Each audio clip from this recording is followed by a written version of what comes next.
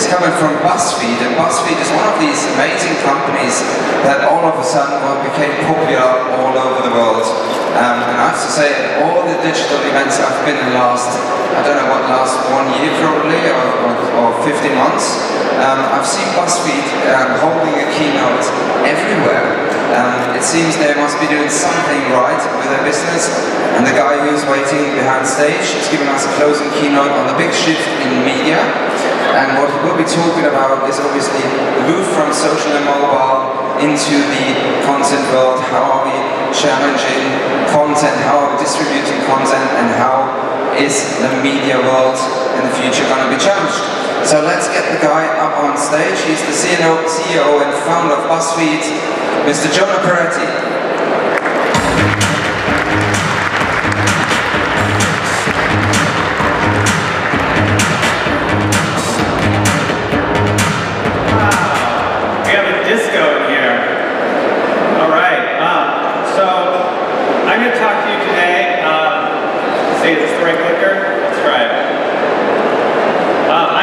A little bit about how we think about the world at Buzzfeed. The clicker's not working though. Different one? Yeah, the clicker's not working. Anyone? Anyone? Is there a different one over here? The clicker doesn't work, yeah. No? Alright. They're clearing the tables here. In the meantime, I'll just start by sharing a few thoughts. I think when we started Buzzfeed, we started this little lab in New York's Chinatown, and we were just trying to understand how media worked. We were trying to understand why is it that some things go viral and other things don't.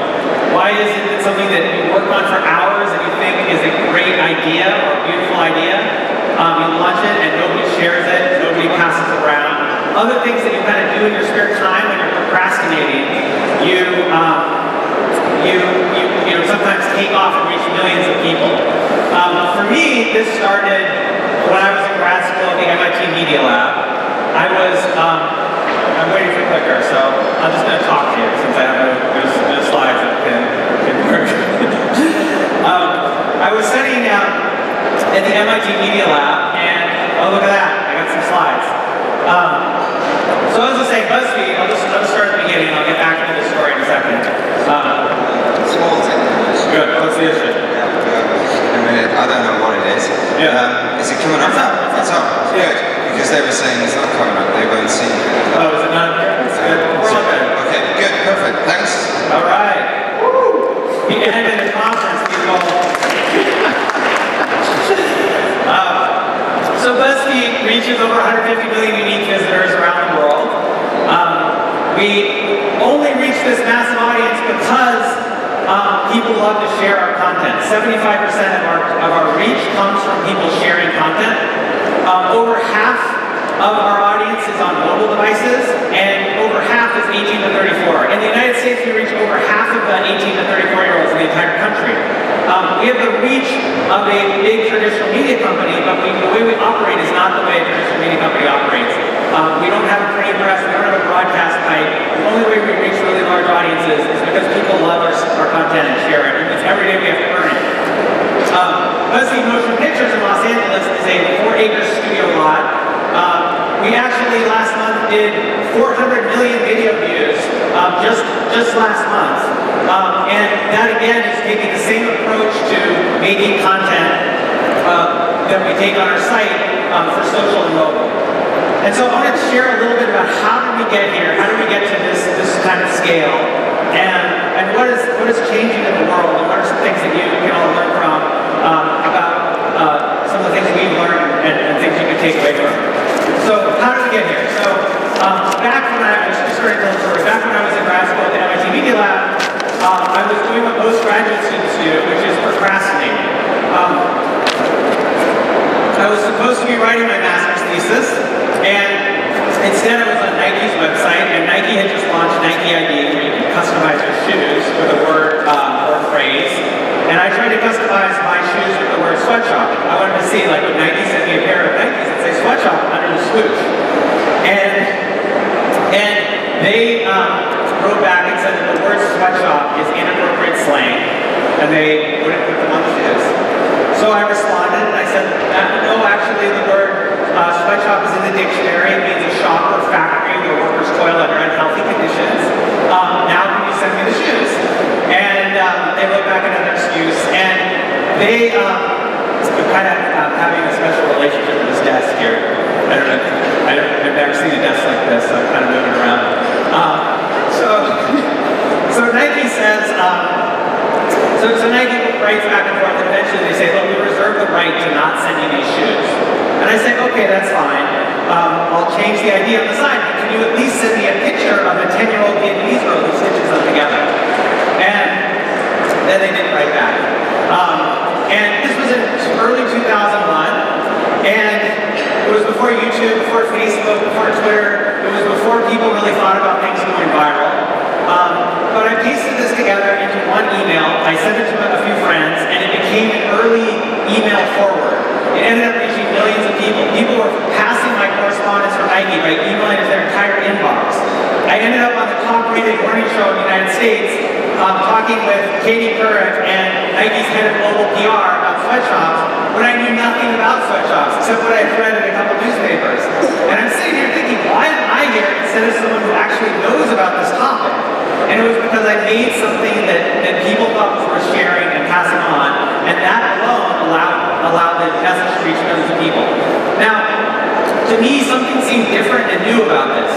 It didn't used to, 10 years earlier, if a student had an idea or some funny piece of media, the only way they could reach millions of people is if they got someone in the traditional media to broadcast it or put it in the paper or show it.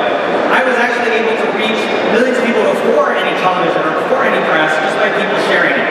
And so I got obsessed with this idea. Why is it that some things take off? Why is it that things share? I went on to make, this is another project called the New York City Rejection Line. I made this with my sister Chelsea. The idea behind this was if someone was hitting on you and they won't take no for an answer, you can give them your number, which was actually an automated rejection number. When someone called it, it would say the person who gave you this number doesn't actually want to talk to you. You could press 1 to speak to a comfort specialist. You could press 2 to hear a sad poem. You could press 3 to cling to the unrealistic hope of relationships so possible. Again, we shared with a few friends, spread to millions of people. We ended up being experts on relationships. Here we are on CNN and People Magazine. And this was all spread through word of mouth from people sharing things. Meanwhile, also in 2001, there was a guy named Zay Frank. This is a picture of Zay. He was having a birthday party, and he made a little invitation to his 20 friends that he was inviting to his birthday party called How to Dance Properly. And this is the little flash animation, again, low resolution, 2001. And these are the dances that he was going to do at his birthday party. This is called the Who's Your Daddy? This one's called the Ride the Pony. This is Stir the Pot of Love. And my favorite, Hanging Out Casual. Just a cool guy there. He sent this to a few friends, and they thought it was so funny. They passed it on to their friends. They passed it on to their friends. He was getting billions of views to this. He got a call from his ISP who said he owed $40,000 in bandwidth charges because of his birthday invitation that he sent to 20 friends. And he got fascinated with this. And he said, how does this work? And he started to make more things. Here's a game that he created called The Atheist. Here's how you play The Atheists. Game over. Here's the Buddhist. Play the Buddhist.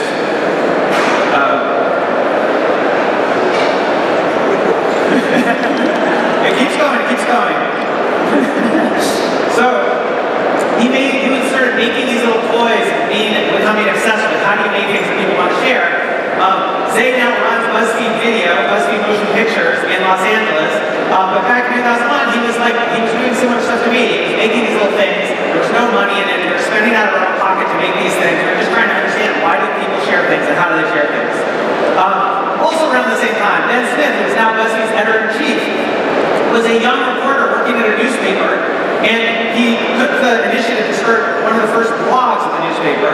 He would go to press conferences, and all the other reporters would be writing notes in a notepad about what the speaker was saying, and then would have a BlackBerry and he'd write directly to a blog and scoop every single other person that was at the press conference, and his story would break. And it was just because he realized I could put something on the internet and I could scoop all these other reporters and meet all these other reporters in the story.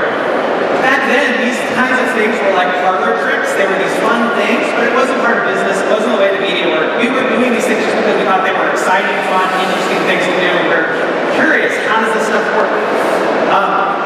Then BuzzFeed started, and really the early BuzzFeed was engaged in this stage of the internet where people were playing around and experimenting. This is a picture of a little girl who may or may not have burned down that house. And we saw this picture, it started to get spread around the internet, and we said, this is Disaster Girl. And so we decided that we challenged our community to put Disaster Girl, what other disasters is Disaster Girl responsible for? And so we discovered that she actually introduced Bill and Monica Lewinsky, that she was at the OJ trial, that she was at Britney Spears' VMA performance. After that, Rita Franklin wore this amazing hat to the inauguration, and our community started putting the hat on a lot of other things on the internet. And this was like a stage of the internet where people were kind of thinking about memes and remixing. And then, kind of a little bit after that, we started to get known at BuzzFeed for cute animals. This is a picture of a basset hound running. This is not important information. When Larry and Sergey created Google to organize the world's information, they weren't thinking of this picture of a basset hound. But it turns out that basset hounds running are very important on the internet. And the reason is that they are both cute and LOL. When you see them, you laugh, and you also feel some emotion, and that is something that allows you to connect with other people in your life. Think about it. When you go out for drinks and everyone tells jokes and you're having a beer, the next day you don't remember the specific jokes. You just remember that you laughed with your friends, you feel close to your friends, you feel more connected to your friends. That's what's happening with humor on the internet. When you go home for the holidays and the family dog runs out and everyone pets the family dog, you don't just feel closer to the dog, you feel closer to every other person in your family. And in fact, for most families, the moment when everyone's petting the dog is the highlight of the family weekend, and it's just all downhill the rest of the weekend. Some of you know what I'm talking about. So what you see on Facebook and Twitter and sites like BuzzFeed that are creating great content is the cute animals aren't just about the animals, they're about people connecting with each other and having a closer connection with other people in their lives. For example, here's 33 animals who are extremely disappointed in you. This rabbit feels like you always leave her out of your plans and is beginning to wonder if it might be deliberate. This sea turtle's kind of disappointed too. This otter's unhappy about the amount of genuinely terrible television you watch. This is another early BuzzFeed hit. 13 simple things to get you through a rough day. If you're actually having a rough day at work, you can take a post like this and share it with your friend, and your friend feels better, you feel better. Step one, print this picture out and hang it over your desk. If Brittany can make it through 2007, I can make it through this day. You read that, you feel a little better, you send it to your friend feels a little better, and it spreads across the social web. What you're seeing is communication and media converging. This is media, but it is also communication. It's a way to communicate and talk to someone else in your life. Sometimes this has a very serious, somber meaning or therapeutic meaning. This is a quote after the Sandy Hook shootings in the United States where children were killed. People were so sad and so upset. It was like the whole mood of the country changed. People were so upset about it. And we noticed that people were going to BuzzFeed and finding old content that was inspiring content or comforting content and sharing it again because they needed something to comfort them.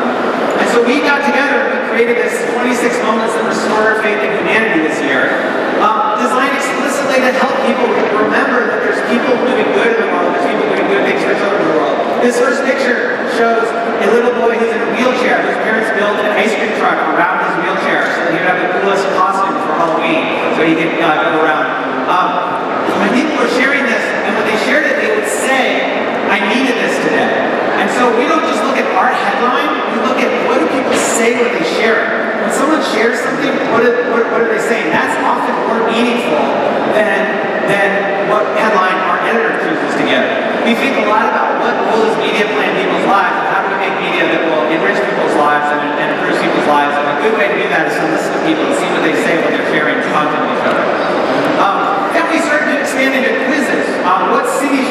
Live In was a big hit for us. It was over 20 million views. You answer a few questions, and it would recommend a city to live in. This is almost like a multiplayer game. When you answer this, your friends take it, and then you can discuss with your friends what result did you get, what result did I get, and that allows friends to really connect with each other. And then here's one we made, the most German things that ever happened. Here's a run-in with the cops. I don't know if this is a typical German kind of run-in with the cops, but they're hoping the guy gets more of his cricket. And we found that making posts that are about identity that tie to things that people have first-hand experience with is a really powerful thing that allows people to share with friends who have similar experiences. So this is a great post for Americans to share with friends who are German, and they can joke about it and share it between each other. And then as the social web matured, it started with internet memes, cute animals, humor. But then what we saw was that the social web started to evolve and expand to include long-form content, breaking news, journalism, and we expanded along with it, launching BuzzFeed News. We hired Ben Smith as our editor-in-chief. 3 days after he joined, he got the scoop that McCain was endorsing Romney. That was the first BuzzFeed scoop. People in the political world were shocked because they thought we were a site that posts about massive house running. They didn't realize that we also could get a good political scoop. From that point forward, we've been covering a lot of stories. This is a 6,000-word piece about a man who bought a house in the center of burnt-out Detroit for $500, fixed up the house, and talked about urban renewal in inner cities in the U.S. 1.5 million people read that. 22-minute average read time on mobile devices. So we're even seeing mobile reaching long form and people reading content on their phones for 22 minutes or more. We have reporters on the ground in Ferguson covering the situation there. We have a reporter, Gina Moore, traveled to Liberia to report on the Ebola outbreak and went into Ebola clinics and took pictures. She was the first, and she broke the news of 2 days after the treatment center was opened that it was raided and looted, and was the first to report that, and ahead of the New York Times and ahead of other news organizations. We reported from inside Iraq, reported from inside Ukraine. This is a story of one of our reporters who was detained by Russian separatists in Ukraine for 2 hours, and a story of how he got freed. And then we have a reporter in Yemen who has been doing really amazing work on the way the U.S. has partnered with the Yemenese government in drone programs to do targeted killings and how that works. This is the story of a wedding party that was blown up by a drone and then subsequently paid money, likely through surrogates of the U.S. government. And he really tells a very complicated story of how victims of drone, people who are killed by drones, their families are compensated if they're killed in the air. It's a really riveting, powerful story. And then this is a really great scoop. One of our reporters used the location data on Instagram to identify Russian troops inside Ukraine.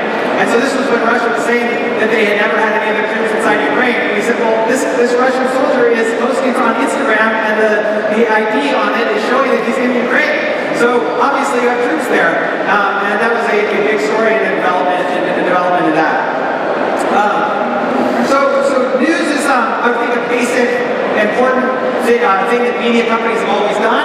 We're updating news for the world of mobile phones and social and Twitter and Facebook.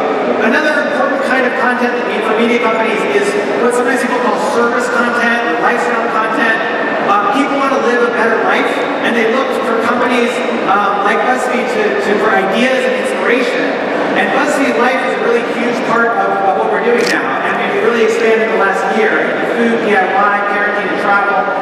Here's 31 things no one tells you about becoming a new parent. Despite your best efforts, your kids will get their hands on your iPhone. That's sort of what the result will look like. You can see hairstyling hacks. Actually, people are reading BuzzFeed and they're finding cool hacks, and then they actually can use that in their life to make their hairstyle better, which is a pretty cool thing. We had a rare occurrence in the U.S., which particularly U.S. Jews thought was notable, which is Thanksgiving and Hanukkah fell at the same time. The next time it will happen will be in several thousand years. And so we did original recipes for Thanksgiving, which was combined Hanukkah and Thanksgiving, with original recipes for latkes and turkey. And then we created this clean eating challenge, a 30-day diet, original recipes for each one. We have over 2.5 million views to this. Many thousands of people have actually taken this diet and are making these dishes. And we see people posting on Twitter and Instagram explaining how the diet has been working for them and how it has helped their life. So that's some examples of the kind of things BuzzFeed did. We started doing these little experiments before BuzzFeed even existed. Zay Frank and Ben Smith and I were all kind of embracing the internet back when people didn't really think it mattered much. That led to building a platform of BuzzFeed where we could do lots of experiments.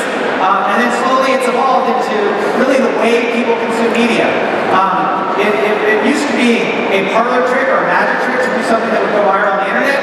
Now social and mobile are the channels that matter most. Social and mobile are becoming the dominant way people consume media, particularly young people.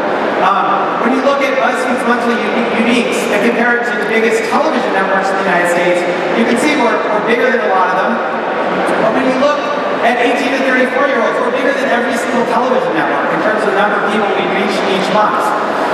That's pretty amazing. It used to be you do the viral thing, you take off, and then you get on TV and you can point to the television and say, look, this actually is real because I'm on television. It's starting to switch the other way where it's only real if it's taken off on the internet. And I think you're seeing a pretty amazing shift happen, and it's a really exciting time to be in this industry where everyone is figuring out what does it mean now that the audience is shifting to social and mobile. And again, we've seen the prime time for BuzzFeed has shifted to the same as prime time television, late at night. People are watching television, and then if the commercial's boring or the show gets boring, they're looking at BuzzFeed, or they're looking at Twitter, they're looking at Facebook. And you're seeing the same thing happen across lots of different platforms. We work with many of the top, we work with I think 76 of the top 100 brands now. And if media is going to work in a different way, advertising also needs to work in a different way. If people are looking at their phone instead of the television during commercial breaks, you better figure out how to reach consumers on their phone with your marketing and advertising as well. Here's some examples of branded content. The only kind of advertising BuzzFeed does is we make great content, we help brands distribute it, we help brands become more like publishers. This is for Toyota Prius, the 20 coolest hybrid animals. The Toyota Prius is a cool hybrid, but so is the Liger, the Conqueror, and the Beefalo.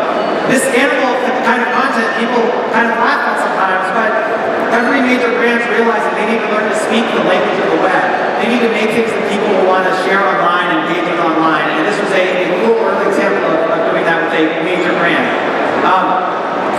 This is now a Virgin Mobile. 10 movie plots that would have completely changed if they had cell phones. Die Hard and Home Alone would have been much shorter movies if they could have just pulled out their Virgin Mobile phone and made a phone call to the police. And the best part of this for brands and advertisers is that it really works.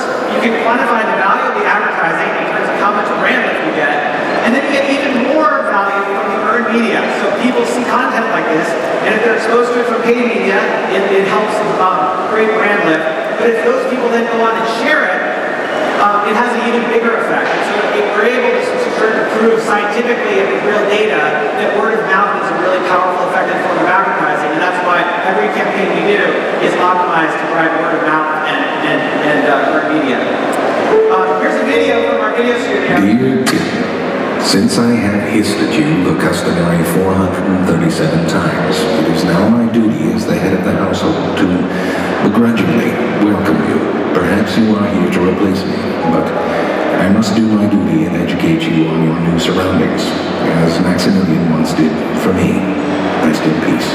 Dear kitten, this room here is basically a crapshoot. Either you get the betting of your life, and I'm in two hands, you don't even know what's going on, or they just lie there and don't do anything. For hours, it's weird. Oh, and I should also point out, On special occasions, they will leave the underwear drawer open to signal their appreciation of me. Just to be clear, it's my spot. It's perfect there. It's like sleeping surrounded by underwear. Well, that's exactly what it is. Dear kitten, I remember when I could fit in a shoe. There's nothing like it. Being engulfed in 360 degrees of foot smell. Enjoy it while you can. Dear kitten, because you are so small, you cannot jump, which is sad. Sad for you, but eventually you will, and you will find the places that I refer to as up. This will come in handy, especially around the human larva, which I know smells like milk, but can be a bit grabby. Dear kitten, you should be aware that there are two kinds of food. The first is sort of a dehydrated brown niblet. I think they gave us these because they're training us to be astronauts. Just a guess. The second kind is wet food. It is so special they keep it in little armored metal casings that no claw can penetrate. With no claws to speak of, the humans can somehow open them. It's like some dark magic. Dear kitten, I should warn you of the monster known as vacuum. It can eat and yell at the same time. And I've seen it eat everything. Seriously, like a paperclip and 2 cat toys. Didn't even flinch. To hide from vacuum, you may use the curtains of invisibility. Oh yeah, you're good. Good hiding. Oh boy. Dear kitten, one final note. Once in a while you might see a little red dot. I'm going to tell you this right now. It is real, and it can be caught. I did it once. I held it for a full minute, but when I lifted my paws, it was gone. So kitten, welcome to the household. You'll do just fine.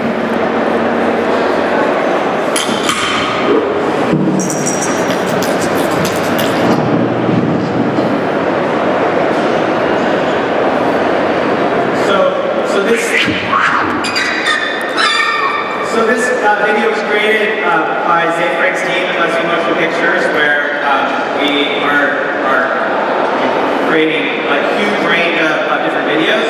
But I really like to show it because, to me, it indicates, you know, you saw Zay at the very beginning doing his little dance thing, and there was a kind of spirit of the internet that was very lo-fi, not very produced. And I think what you've seen, hopefully over the course of this presentation, is this evolution that where the things that were happening 10, 12 years ago have slowly become more advanced, more produced, more thoughtful. But the same spirit is in that. The same spirit of him doing his little silly dance for his invitation is still in the kind of work we're doing now with branded content, with all kinds of other stuff, with more resources and more scale, and the ability to really reach and delight a larger audience. So thank you so much for your time, and just a few quick takeaways. You know, experiments can turn into new forms of media. Playfulness, trying things out, doing new approaches. A lot of things fail, but then the things that work get bigger and bigger and grow, and you can really build on them and make really for really exciting new forms of media. Social and mobile are the new distribution channels. You can reach more people through social and mobile than any other way. That's where people's attention is shifted. And if you're an advertiser or a marketer or a media company or a political group, whatever, anyone who really requires people's attention, you need to take social and mobile seriously, because that's where attention is shifted. And then the shift to social and mobile has come to advertising in a big way. Part of the reason that native advertising and branded content are growing so quickly is because that's the way that you reach people. That's the way that people are consuming media today. You can't expect someone to sit through a television commercial that they don't want to watch. They can just forget about DVRs or blocking them. You can just move your head down and look at your phone. And so you need to actually engage people and give people something that they think is worth reading, worth sharing, and worth passing on to someone else in their life, because it's so interesting and engaging. And you can see with that video we did with Karina, the product was at the center of it. The cat is eating the product, and it's featuring the product in a very direct way, but it's still engaging. That video has over 15